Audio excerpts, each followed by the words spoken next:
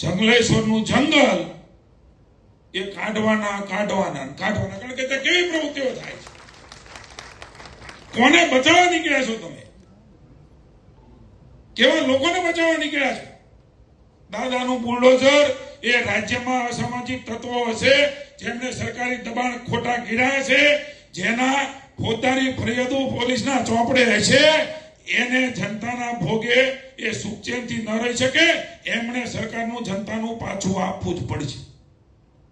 એને કોઈને કોઈની વાતારે છોડીને વાત કરે.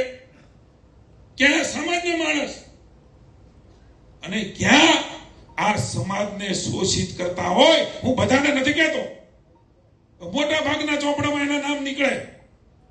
માણસને મારી નાખવાના ભૂતકાળના બનાવો એ જંગલેશ્વરમાં હોય. કોણ બચાવે છે? કોંગ્રેસ વાળા અન્ય લોકો નીકળી ગયા છે. અન્યાય કરો છો. અરે તમે આને હાચવીને જે જનતા સારી રીતે જીવવા માંગે છે એની ઉપર કઠોરાઘાત કરો છો. પણ આ ભારતીય જનતા પાર્ટીની સરકાર છે, તમારો પંજો નહીં પડવા દઈએ. બેન હરખું છે સાહેબ, એ મેળ કરે છે પણ એટલી ઊંચું થવાનું નથી.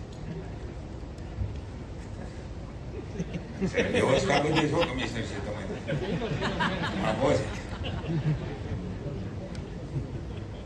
મારે તો હું સાહેબ બોલતા તો ત્યારનો મૂંઝાતો હતો. બોલવું તો મારે છે પણ આરું માયક નીચું પડશે. પછી એમ તો રાજકોટ વાળા બધા પાકા છે, વ્યવસ્થા પાકી રાખી છે. આજના આપણા એક ઐતિહાસિક કહી શકાય એવા જનસુખાકારીના લોકાર્પણ અને ખાતમુહૂર્ત પ્રસંગે ઉપસ્થિત આપણા રાજ્યના લાડીલા મુખ્યમંત્રી એક એવા વાઇબ્સ પોઝિટિવ એમનામાં છે ને એમના કારણે આપણે બેઠા હોય તો બધાને એના પોઝિટિવ વાઇબ્સની અસર થાય છે. એવા આપણું કર્મઠ રીતે રાજ્યની જનસુખાકારી માટે કામ કરતા એવા માનની ભૂપેન્દ્રભાઈ પટેલ સાહેબ,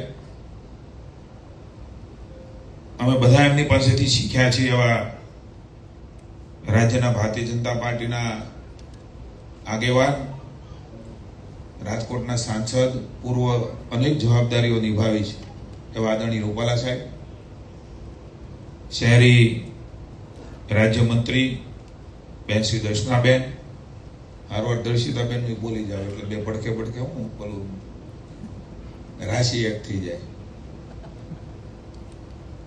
માનની કેસરીસિંહજી સાંસદ, આદરણીય રામભાઈ મોકરિયા, ભાઈ શ્રી ઉદયભાઈ, પૂર્વ મંત્રીને ધારાસભ્ય બેન શ્રી ભાનુબેન, સન્માનીય અમારા પ્રમુખભાઈ શ્રી માધવભાઈ. ઘણા એમ કે માધવ ક્યાંય મળતો નથી, ત્યાં અહીંયા મળે. માધવ ક્યાં મધુવનમાં? રાજકોટમાં. માનની commissioner Shri, collector Shri, RCM Shri Rupala સાહેબે સરસ વાત કરી. ગયા વખતે હું હમણાં આવ્યો 15 દિવસ પહેલા, ત્યારે મારી હારે બેઠા હતા બધા. આજે અમારા નૈનાબેન પૂર્વ મેયર,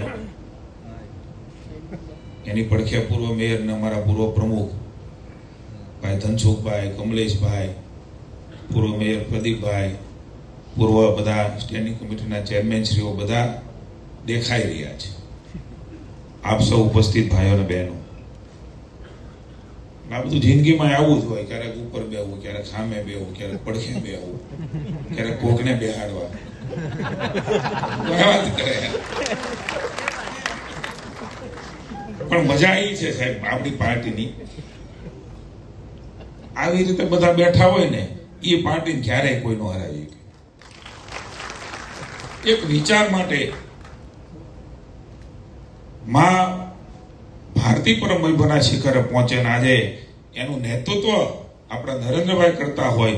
અને એ નરેન્દ્રભાઈ કે જેને રાજકોટમાં સૌથી પહેલા લોકપ્રતિનિધિ બનવાનો મોકો એ રાજકોટની જનતાએ આપ્યો, ત્યારે વિશ્વમાં ડંકો વગાડે છે. એનો કોઈ શ્રેય જતો હોય તો એ રાજકોટની જનતાને જાય છે.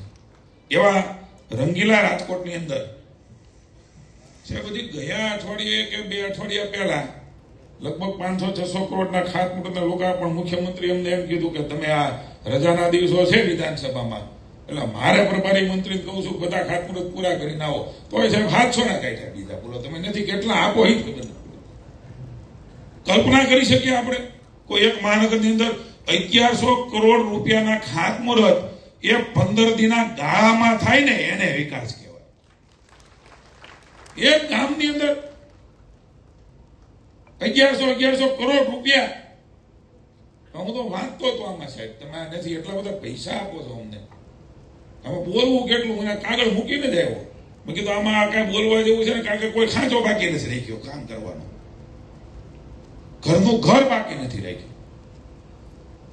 અને સૌરાષ્ટ્રનું પેલું બોલ્યું એવું કઈક હમણાં બોલ્યા સુમરાજી, આવું તો કેટલું બધું. આ સૌરાષ્ટ્ર તો રાજધાની છે આર્થિક, અને આનો મેસેજ એ સમગ્ર સૌરાષ્ટ્ર અને ગુજરાતમાં જઈ રહ્યો છે. હમણાં ભૂપેન્દ્રભાઈ હમણાં વિધાનસભા પૂરી થઈ રૂપાલા છે, મને આમ હતું બિલ કોઈક બીજું મૂકશે, યુસીસી નું બિલ સાહેબ લઈને આવ્યા ભૂપેન્દ્રભાઈ પોતે. એટલે પછી પત્રકારોએ સાંજે પૂરું થયું એટલે મને પૂછ્યું, મને કે બિલમાં તમારું શું કહેવું છે?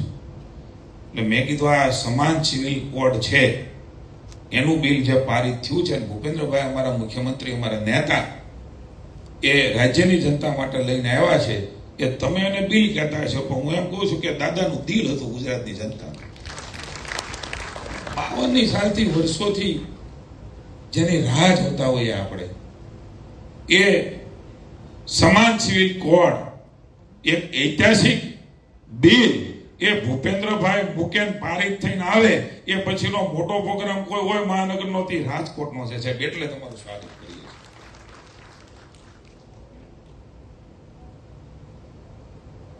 હવે એમાં કેટલાય લોકોને વિરોધ બહુ થયો. બોલો કેટલા લોકો વિધાનસભામાં બોલ્યા આ બિલમાં આમ છે ને આ બિલમાં. આખા દેશની અંદર બીજું રાજ્ય એવું છે કે એમણે ભૂપેન્દ્રભાઈના નેતૃત્વની અંદર આપણો સમાન સિવિલ કોડનો ધારો બનાવવા માટેનો નિર્ણય કરી નાખ્યો છે. કોઈને આમાં ખરાબ નથી થવાનું.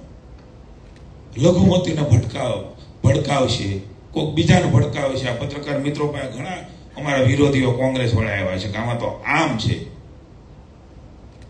આમાં બહુહેતુક આયામો એ નક્કી કરેલા છે. અમારી મહિલાઓ બહેનો હેરાન થતી હોય, રાજ્ય સરકારનો ફરજ છે મોદી સાહેબના નેતૃત્વની અંદર કે હેરાન થતી બહેનોને એમની જિંદગી સારી રીતે જીવી શકે, રહી શકે, એના માટે આવો ધારો હોવો જોઈએ. એકને આવું ન હોય તો પછી આદિવાસીને ચડાવવા નીકળે. એને કેમ નથી લીધા, એને લઈ તો કે તમે એને કેમ લીધા? જે વ્યવસ્થાઓ બની છે, જે પરંપરા છે, જે સંસ્કૃતિ છે, એની પણ રખેવાળી કરી છે. અને સાથે સાથે રોગજાળવો સંદેશો પણ આ સમાન સિવિલ કોડની અંદર આપ્યો. બિલ બાળી નાખવાની વાતો કરે વિધાનસભામાં રૂપાલા છે. બિલ ફાડી નાખશું, બિલ બાળી નાખશું. અરે તમે બિલ બાળશો, તમે બિલ ફાડશો, 30 વર્ષથી સત્તામાં નથી આવ્યા. એ જનતા તમારા દિલની હોળી કરવાની છે. દિલ કેવી રીતે ફાડશો તમે જનતાના દિલની અંદર? માની ભૂપેન્દ્રભાઈ નું બિલ પડેલું છે. આવા ઐતિહાસિક નિર્ણયો મારા ઉદયભાઈ, ભાનુબેન ને દર્શિતાબેન બધા મારા સાક્ષી છે. બોલો આપણે એમ થાય કે ઓલી કૂદીને ઠેકડો પડી ભૂપેન્દ્રભાઈની બાજુ હું આવી જાય. મને ખબર એને એની યાર કેટલો પ્રેમ છે.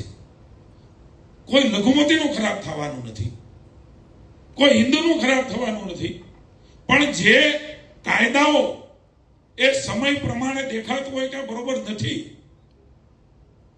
એ કાયદાઓનું પાલન કરવાની જવાબદારી રાજ્ય સરકારની. જનતાએ બેસાડ્યા છે એટલે અમારી છે. અને હજી અહીંથી કહું છું, આ સ્થળ ઉપરથી ભૂપેન્દ્રભાઈની ઉપસ્થિતિમાં રજા લઈને અમે ન તો તમારા બિલ અમારા બિલ બાળી દેવાનાથી ફેર પડે છે, કારણ કે વિધાનસભા પારિત થઈ ગયું છે. આવા નિર્ણયો એ ગુજરાતની જનતા માટે, દેશની જનતા માટે નરેન્દ્રભાઈ અને રાજ્યની જનતા માટે ભૂપેન્દ્રભાઈ, તમારે જે કરવું એ કહેજો, કરજો. જનતાનું હિત હશે એવા નિર્ણય લઈશું ને લઈશું. ઘણી વાતોને જોડીને ભૂપેન્દ્રભાઈને આપણે સાંભળવા છે. લોકોને ભરમાવા જ નીકળી જાય.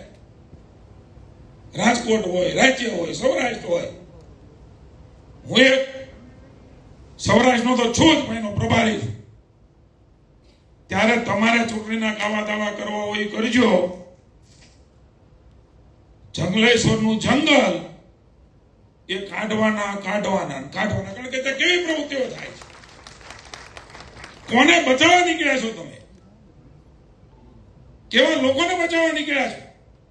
દાદાનું બુલડોઝર એ રાજ્યમાં અસામાજિક તત્વો હશે જેમને સરકારી દબાણ ખોટા ગીર્યા છે, જેના ફોજદારી ફરિયાદો પોલીસના ચોપડે હશે, એને જનતાના ભોગે એ સુખચેનથી ન રહી શકે.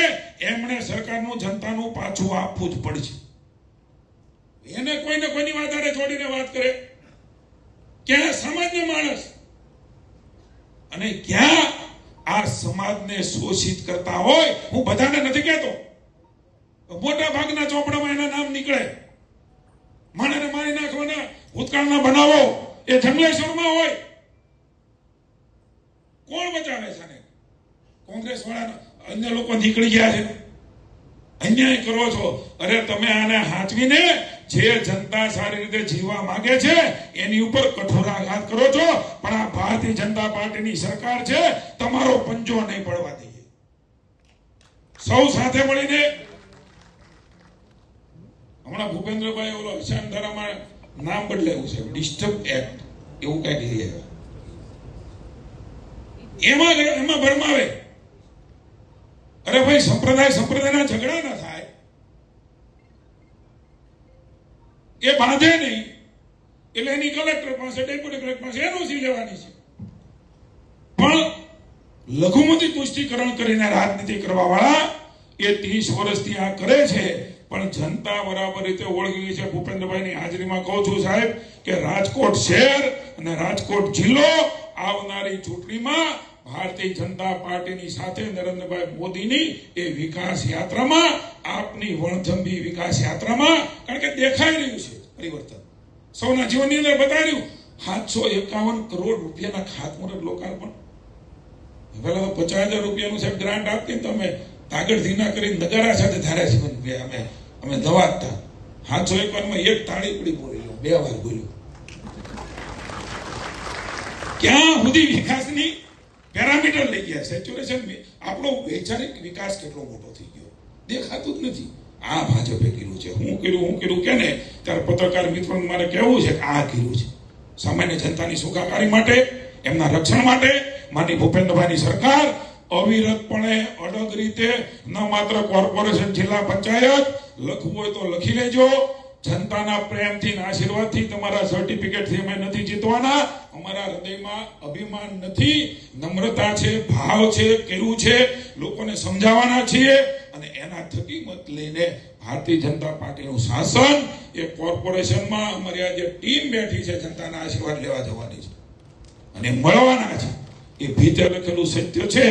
ચૂંટણી પૂરી થાય પછી મારી આ કેસેટ બહાર પાડજો. બોલ્યો છું કે ભૂપેન્દ્રભાઈની હાજરીમાં કીધું હતું સાહેબ, સમગ્ર સૌરાષ્ટ્ર, સમગ્ર ગુજરાત એ આજે વિકાસની યાત્રામાં નીકળી પડ્યું છે. ત્યારે આજુબાજુ જોયા વગર આવો. આપણે સૌ સાથે મળીને ન માત્ર તાલુકા, જિલ્લા પંચાયત, નગરપાલિકા 27 પણ અમે જીતવાના છીએ. તમારે જે કાવા દાવા કરવા એ કરજો. અને રૂપાલા સાહેબ બેઠા છે, એને ટૂંકું બહુ પડે, થોડું છેટું પીડ્યું. એમ કે આ ચૂંટણી પછી પત્રકારોની પ્રેસ કરશે, થોડું છેટું પીડ્યું. તમને કાયમ છેટું જ ભગવાન પાડશે, કારણ કે તમારી અંદર રામ નથી બેસેલો. ભારત માતા કી જય, વંદે માતરમ, જય જય ગરી ગુજરાત, જય રાજકોટ.